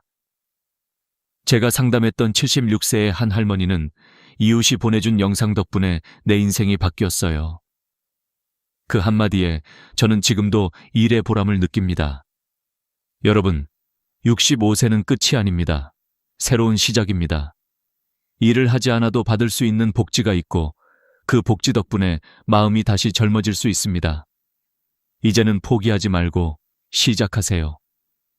당신이 가는 한 걸음이 당신의 남은 삶을 바꾸는 첫걸음이 될 겁니다. 오늘 이 영상을 끝까지 보신 모든 분께 진심으로 감사드립니다. 여러분의 노후가 걱정이 아닌 희망으로 채워지길 바랍니다. 지금 바로 구독과 좋아요를 눌러주세요. 그리고 아래 댓글에 남겨주세요. 저는 오늘부터 복지 신청을 시작합니다. 그 한 줄이 당신의 다짐이 되고 또 다른 누군가의 용기가 됩니다. 저는 다음에도 어르신들에게 꼭 필요한 정보로 여러분을 다시 찾아뵙겠습니다. 늘 건강하시고 따뜻한 하루 보내세요. 감사합니다. 엄마, 이게 도대체 무슨 일이야? 세금이 4천만 원이라니. 65세의 박정숙 씨는 믿기지 않는 눈으로 국세청에서 온 봉투를 바라보았습니다. 평생 모은 돈 2억 원을 결혼을 앞둔 아들에게 신혼집 자금으로 보냈을 뿐인데 3개월 후 날아온 건 감사의 인사가 아니라 증여세 고지서였습니다.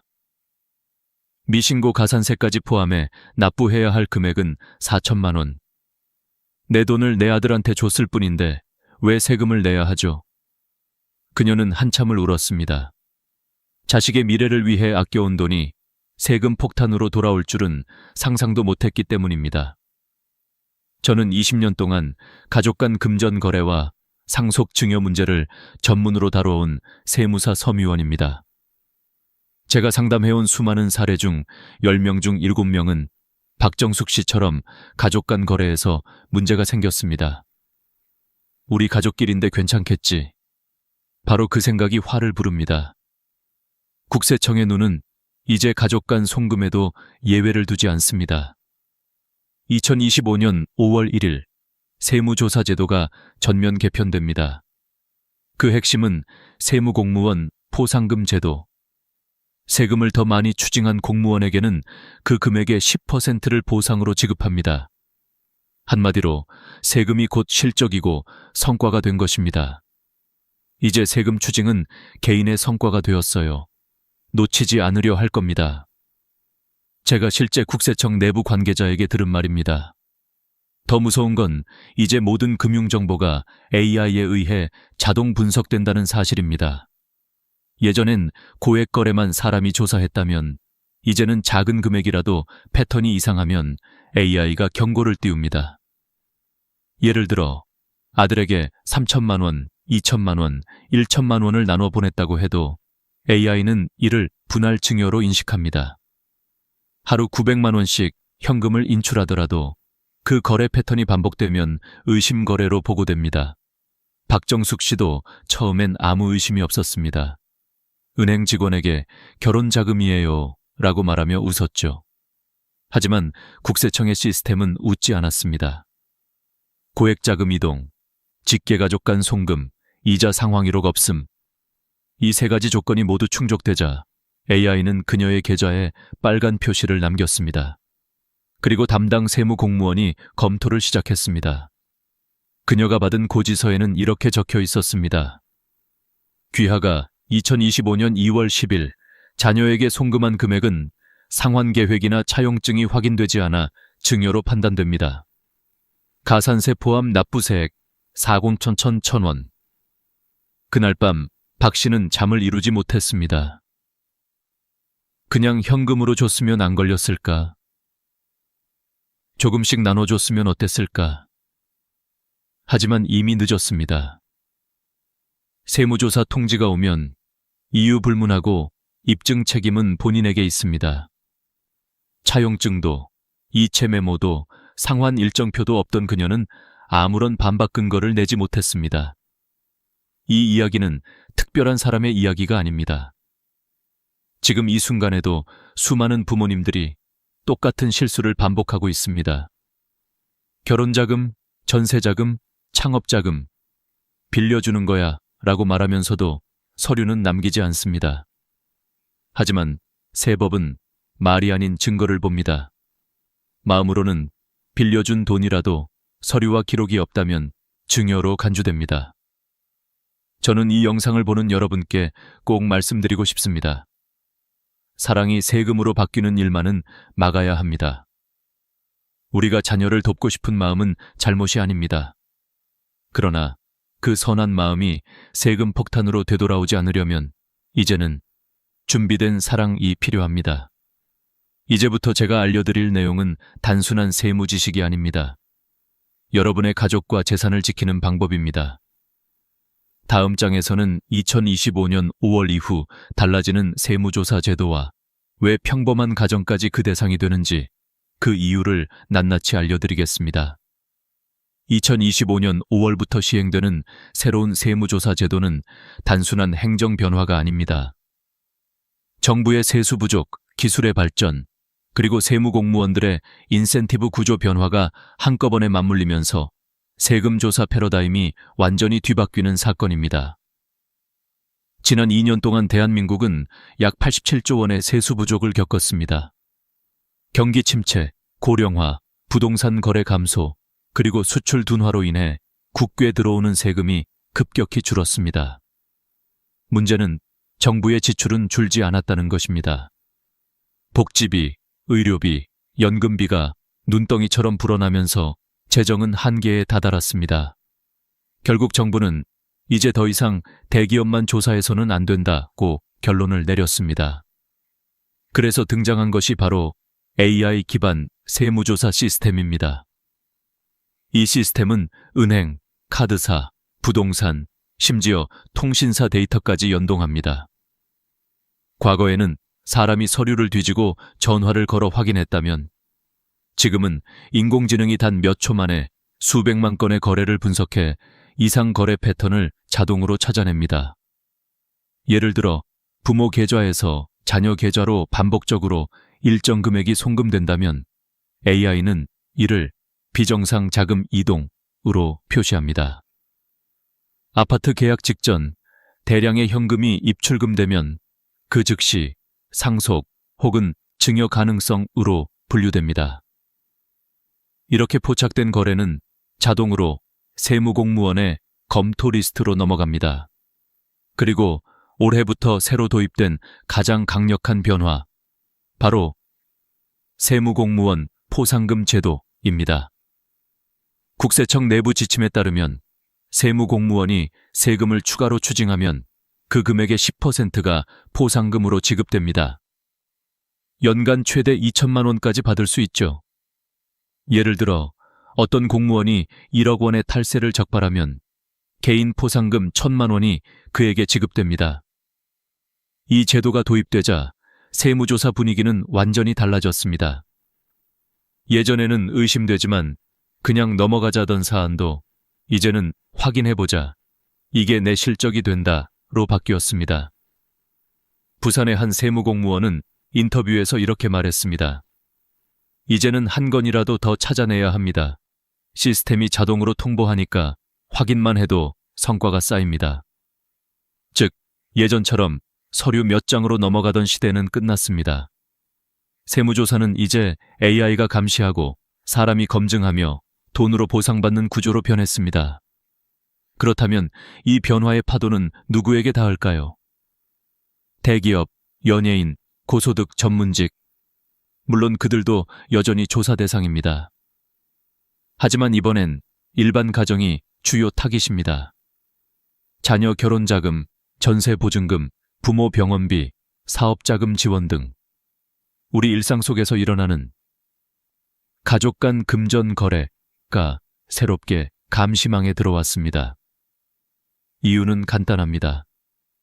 세금을 피하기 가장 쉬운 루트가 가족 간 거래이기 때문입니다. 실제로 국세청 내부 보고서에 따르면 최근 5년간 탄루된 증여세 중 62%가 가족 간 거래에서 발생했습니다. 빌려준 돈이라고 주장했지만 차용증도 이자도 상환 계획도 없는 거래가 대부분이었습니다. 이제 국세청은 이런 거래를 더 이상 사적인 가족 문제로 보지 않습니다. AI 시스템은 다음의 5가지 패턴을 중점적으로 추적합니다. 1. 직계 가족 간 반복 송금. 2. 동일 금액 반복 입금. 3. 부동산 거래 전후 고액 현금 이동. 4. 미성년자 계좌, 자금 이동. 상환 이력 없는 차용 거래, 이 5가지 중 단 한 가지만 해당되어도 조사 대상으로 분류됩니다.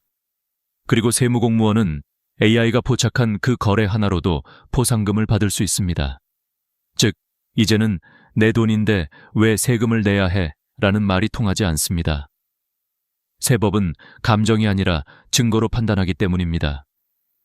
국세청은 이미 가족 간 거래를 탈세의 사각지대가 아니라 조세정의의 최전선구로 보고 있습니다. 다음 장에서는 바로 이 가족 간 거래가 왜 위험한지, 그리고 어떤 패턴이 실제로 증여로 간주되는지를 구체적인 사례와 함께 알려드리겠습니다. 여러분의 선한 의도가 불법 증여로 변하는 이유, 그 진짜 메커니즘을 지금부터 하나씩 풀어드리겠습니다. 많은 분들이 이렇게 말합니다. 가족끼리 주고받은 건데 뭐가 문제예요? 부모가 자식 도와주는 게 당연하지 않나요? 맞습니다. 세법도 그것을 부정하지 않습니다. 하지만 문제는 사랑의 돈과 세법상의 돈은 다르게 계산된다는 것입니다. 마음은 선이었더라도 문서와 기록이 없으면 세법은 그 돈을 증여로 간주합니다. 국세청은 가족 간 거래를 가장 감시가 필요한 영역으로 지정했습니다. 그 이유는 단순합니다. 남에게는 영수증을 남기지만 가족에게는 남기지 않기 때문입니다. 그리고 그 허점을 이용한 탈세가 너무 많았기 때문이죠. 세법상 가족 간 자금 이동이 증여로 판단되는 대표적인 경우는 다음과 같습니다. 첫째, 이자도 상환 계획도 없이 송금한 경우입니다. 예를 들어 결혼자금, 전세보증금, 창업자금으로 5천만 원을 보냈다고 합시다. 빌려주는 거야 라고 말했더라도 이자율도 없고 언제 갚을지도 정하지 않았다면 국세청은 이 돈을 빌려준 돈이 아니라 준 돈으로 봅니다. 즉, 증여로 분류됩니다. 부산의 정미영 씨 사례가 대표적입니다. 그녀는 딸의 결혼을 앞두고 전세자금 1억 5천만 원을 송금했습니다. 메모에 결혼 축하해 라고만 적었죠. 그녀의 마음은 순수했지만 세법은 감정을 고려하지 않습니다. 이자 없음, 상환 계획 없음, 증빙 없음. 이 세 가지 조건이 모두 충족되자 국세청은 그녀에게 3,240만 원의 증여세를 부과했습니다. 둘째, 차용증 없이 고액 자금이 이동한 경우입니다. 많은 분들이 우리끼리 무슨 서류야 라고 생각하지만 세법은 다릅니다. 말로만 한 거래는 법적으로 존재하지 않습니다. 차용증이 없으면 그 거래가 실제로 빌린 것인지 증여인지 구분할 방법이 없습니다.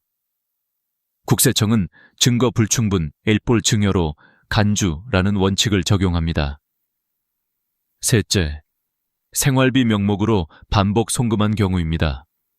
부모가 자녀에게 매달 200만 원씩 생활비를 보내준다고 합시다. 한두 번은 괜찮지만 그게 1년 이상 지속된다면 세법은 생활비 지원을 넘어선 지속적인 재산 이전으로 판단합니다. 생활비 지원은 일시적, 불규칙적, 필요비용의 성격을 가져야 비과세입니다. 반복적이면 증여로 보겠다는 겁니다. 넷째, 미성년자 명의 계좌로의 자금 이전입니다.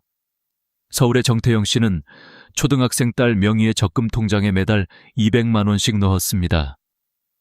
아이 대학 등록금이니까 괜찮겠지 라고 생각했죠. 그러나 국세청은 아이가 소득이 없는 미성년자임을 근거로 그 돈의 출처가 부모임을 추정했습니다.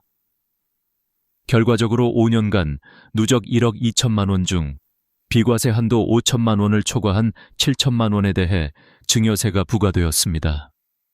다섯째, 가족 공동 계좌를 통한 모호한 자금 이동입니다. 가족 명의니까 괜찮겠지라는 생각으로 한 통장을 함께 사용하는 경우가 많습니다. 하지만 국세청 입장에서는 계좌 명의가 다르면 곧바로 타인 거래로 인식됩니다. 특히 배우자나 자녀 명의 계좌로의 입금은 소득 이전 또는 재산 이전으로 간주될 수 있습니다. 여기서 중요한 것은 금액의 크기가 아니라 패턴입니다. AI는 금액보다 패턴을 봅니다. 5천만 원 한 번 송금보다 매월 200만 원씩 2년 동안 보낸 것이 더 위험합니다. 금액은 작아도 반복되면 시스템이 이상 신호를 감지합니다. 또 하나 많은 분들이 착각하는 부분이 있습니다. 현금으로 주면 괜찮지 않을까? 아닙니다. 오히려 더 위험합니다. 현재는 고액, 현금 거래 보고 제도가 있습니다. 은행에서 하루에 1천만 원 이상 현금을 입금하거나 인출하면 그 정보가 자동으로 금융정보분석원 FEU에 보고됩니다. 그 데이터는 국세청과 실시간으로 공유됩니다. 현금도 더 이상 숨길 수 없는 시대입니다. 국세청은 특히 고령자 계좌에서의 반복 송금에 주목하고 있습니다. 65세 이상 계좌에서 자녀나 손자 계좌로 일정 금액이 주기적으로 이동하면 이는 상속증여, 사전 분산으로 해석될 수 있습니다. 즉, 아직 돌아가시지 않았지만 상속세를 피하려는 시도로 간주될 수 있다는 겁니다. 결국 가족 간 금전 거래에서 가장 큰 위험은 사랑에 의존하는 거래입니다. 세법은 감정이 아닌 증거를 봅니다. 국세청의 데이터는 사람의 마음을 읽지 못합니다. 그들은 단지 숫자와 패턴만을 봅니다. 이제 중요한 질문이 남았습니다. 그럼 가족끼리 돈을 주고받을 때 도대체 어떻게 해야 안전한가? 다음 장에서는 세금 폭탄을 피하기 위한 세 가지 핵심 원칙, 차용증 작성, 실제 상환 흐름, 증빙 관리를 구체적으로 알려드리겠습니다. 여러분의 돈이 사랑이 아닌 세금으로 사라지지 않게 하는 가장 확실한 방법입니다. 지금부터 말씀드릴 내용은 단순한 법 조항이 아니라 수천만 원을 지키는 현실적인 생존법입니다. 제가 세무 현장에서 20년간 수백 명의 가족을 만나면서 느낀 결론은 하나였습니다. 문서를 남긴 사람은 살아남고 그렇지 않은 사람은 세금을 낸다. 그만큼 세법은 감정보다 기록을 중시합니다. 이제 그 핵심 세 가지 원칙을 하나씩 살펴보겠습니다. 첫째, 차용증을 반드시 작성하라. 국세청은 차용증이 있는지 없는지로 증여 여부를 1차 판단합니다. 우리끼리 무슨 차용증이야 라는 생각은 정말 위험합니다. 차용증이 없다는 건 돈을 빌린 증거가 없다, 1. 증여라는 뜻이기 때문입니다. 차용증을 쓸 때는 다음 3가지가 중요합니다. 1. 금액 표기. 반드시 숫자와 한글 병기. 예를 들어 금 1억 원정이라고 써야 위조를 막을 수 있습니다. 2. 이자율. 세법상 최소 이자율은 연 4.6%입니다. 이보다 낮으면 증여로 간주됩니다. 3. 상환 계획. 추후 상환 같은 모호한 표현은 금지입니다. 구체적으로 2025년 6월부터 매월 15일에 원금 50만 원과 이자를 상환처럼 적으세요. 또한 서명은 도장이 아닌 자필 서명이 더 신뢰도가 높습니다. 양측이 같은 장소, 같은 날짜에 서명했다는 증거를 남기면 더 좋습니다. 가능하다면 공증을 받으세요. 세무조사 때 공증 서류는 법적 완전한 증거로 인정됩니다. 둘째, 실제 돈의 흐름을 만들어라. 국세청은 서류보다 행동의 증거를 더 중시합니다. 아무리 완벽한 차용증이 있어도 실제로 이자나 원금을 갚지 않았다면 그건 위장 거래로 간주됩니다. 서울 강서구의 이경수 씨는 아들에게 사업자금 1억 5천만 원을 빌려줬습니다. 공증된 차용증도 있었고 연 4.6%의 이자율도 명시되어 있었습니다. 처음 2개월 동안은 아들이 매월 정확히 이자를 송금했습니다. 하지만 이후 사업이 어려워지면서 이자 송금이 중단되었습니다. 결국 2년 뒤 국세청은 22개월간 이자 납부 내역 없음을 이유로 증여세 3,200만 원을 부과했습니다. 반면 부천의 강정희 씨는 비슷한 상황에서 달랐습니다. 아들이 어려워져도 강 씨는 이렇게 말했습니다. 전액은 못 보내도 좋으니 5만 원이라도 이자를 송금해라. 이체 메모에는 3월 이자 일부 송금이라고 적었습니다. 원금 상환이 어려워지자 상환 계획 변경 약정서를 새로 작성했습니다. 1년 차는 이자만, 2년 차부터 분기별 30만 원씩 상환. 이 약정서에는 날짜와 서명이 있었고 변경 사유도 명시했습니다. 2년 뒤 세무조사를 받았을 때 강 씨는 정상적인 대여 거래로 인정받았습니다. 이 사례는 하나의 진리를 보여줍니다. 꾸준히 갚는 척이 아니라 실제로 돈이 오갔다는 기록이 있어야 한다. 셋째, 증빙 자료를 체계적으로 관리하라. 세무조사는 보통 최근 5년 이내 거래를 집중적으로 봅니다. 따라서 모든 서류와 거래 내역은 5년 이상 보관해야 안전합니다. 보관해야 할 핵심 증빙은 다음과 같습니다. 차용증 원본 및 공증 서류, 송금 내역서 및 통장 사본, 이자 및 원금 상환 내역표, 이체 메모가 찍힌 은행 내역서, 변경 약정서 및 상환 스케줄표, 가족 간 주고받은 문자나 카카오톡 대화, 특히 카카오톡 대화는 생각보다 강력한 증거입니다. 부산의 김영철 씨는 아들에게 유학자금 8천만 원을 빌려줬지만 차용증 원본을 분실했습니다. 그를 구한 건 아들과의 카톡 대화였습니다. 이자율, 상환일, 송금 내역이 그대로 남아 있었고 그 덕분에 세무조사를 무사히 통과했습니다. 여기까지의 3가지 원칙. 1. 차용증 작성. 2. 실제 거래. 3. 증빙 관리. 이것만 제대로 지켜도 90% 이상의 증여세 문제는 피할 수 있습니다. 이제 다음 장에서는 많은 분들이 실제로 궁금해하는 질문들. 얼마까지 세금이 안 붙나? 현금으로 주면 괜찮나? 같은 가장 많이 받는 사례형 질문들을 통해 실전 노하우를 알려드리겠습니다. 세금 상담을 하다 보면 어르신들이 거의 비슷한 질문을 하십니다. 이 정도 금액이면 세금 안 내도 되죠? 현금으로 주면 괜찮지 않나요? 한 번만 주는 건데 신고까지 해야 하나요? 이 질문들 속에는 한 가지 공통된 착각이 숨어 있습니다. 가족 간에는 세법이 느슨할 것이다. 하지만 현실은 정반대입니다. 국세청은 오히려 가족 간 거래를 더 엄격히 봅니다. 지금부터 실제 현장에서 가장 많이 걸려 넘어지는 5가지 함정을 짚어드리겠습니다. 일가족 간 증여, 얼마까지 세금이 없나? 세법상 직계존비속 간 증여는 10년 동안 5천만 원까지 비과세입니다. 즉, 부모가 자녀에게 10년 동안 5천만 원 이하로 주면 세금이 없습니다. 하지만 10년간 누적 기준이라는 점이 중요합니다.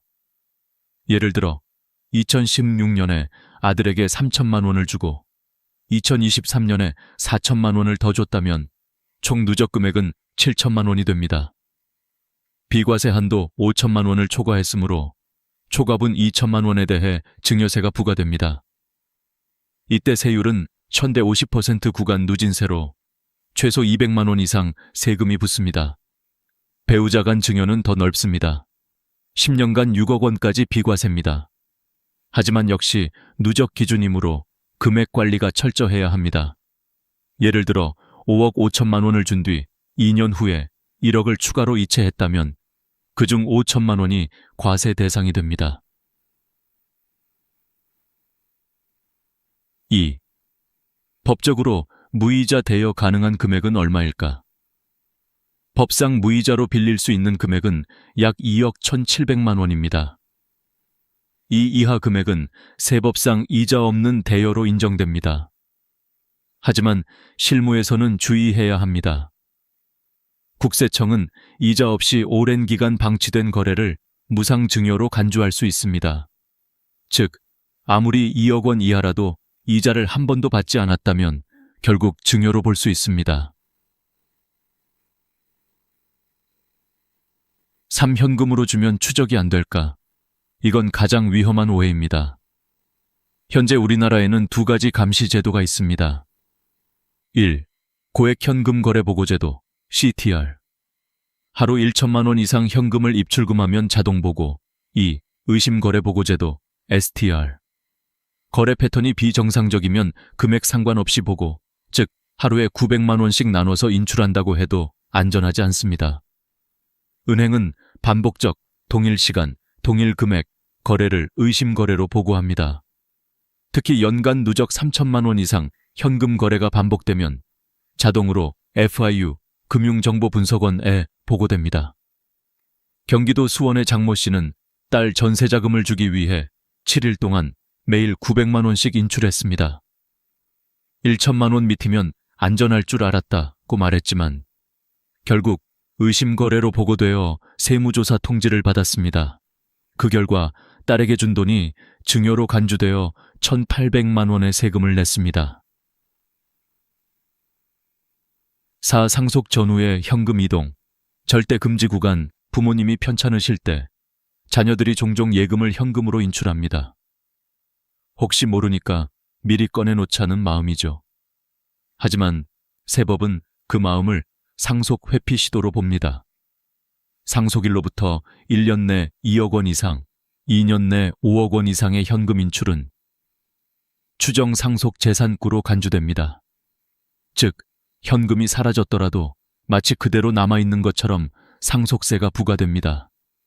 실제 현금이 없더라도 세금은 반드시 나옵니다. 5. 계좌 말고 현금이면 안전하다는 착각의 결말. 국세청은 이미 금융 데이터와 AI 분석 시스템을 결합했습니다. 현금 입출금이 잦은 사람, 불규칙한 대량 송금, 자녀 명의 계좌로 반복 송금하는 패턴은 모두 AI 경보 리스트에 자동 등록됩니다.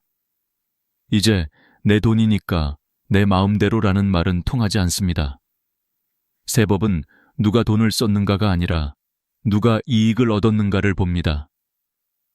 아들에게 돈을 줘서 아들이 혜택을 받다면 그 순간부터 그건 증여입니다.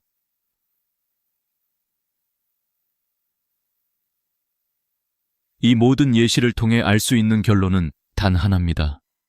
기록 없는 돈은 사랑이 아니라 세금이다. 어떤 선한 의도도 증거 없이는 세법에서 인정되지 않습니다. 국세청은 이제 가족 간 거래도 투명한 금융 거래로 보고 있습니다. AI가 감시하고 사람은 확인하며 시스템이 과세하는 시대. 결국 준비한 사람만이 돈을 지킬 수 있습니다. 다음 장에서는 실제로 국세청이 AI를 통해 어떻게 데이터를 추적하는지 그 보이지 않는 감시 시스템의 작동 원리를 파헤쳐 드리겠습니다. 당신의 계좌가 어떤 기준으로 조사 대상이 되는지 그 메커니즘을 아시면 세금을 피하는 길이 보입니다.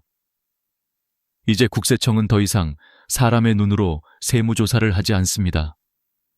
모든 조사는 AI와 빅데이터로 시작됩니다. 여러분의 통장, 카드, 부동산, 차량, 현금 거래까지 모든 금융 흐름이 실시간으로 분석되고 있습니다. 2025년 5월부터 본격 시행되는 AI 기반 세무 추적 시스템은 이상거래 자동 감지 IRS-AI라는 이름으로 운영됩니다. 이 시스템은 전국의 금융기관, 카드사, 보험사, 국토교통부, 심지어 병원 전산망까지 연결되어 한 사람의 경제 패턴을 통합적으로 감시합니다. 예를 들어 부모 계좌에서 아들 계좌로 2천만 원이 이체되고 이후 아들의 부동산 계약금으로 동일 금액이 사용되면 AI는 그 즉시 증여 의심 거래로 분류합니다.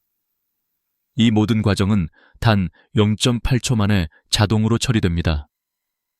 또한 AI는 금액보다 패턴을 봅니다. 예전에는 고액 거래만 조사했지만 이제는 정기적 반복적 상호, 교차 송금이 포착되면 자동 경보가 울립니다.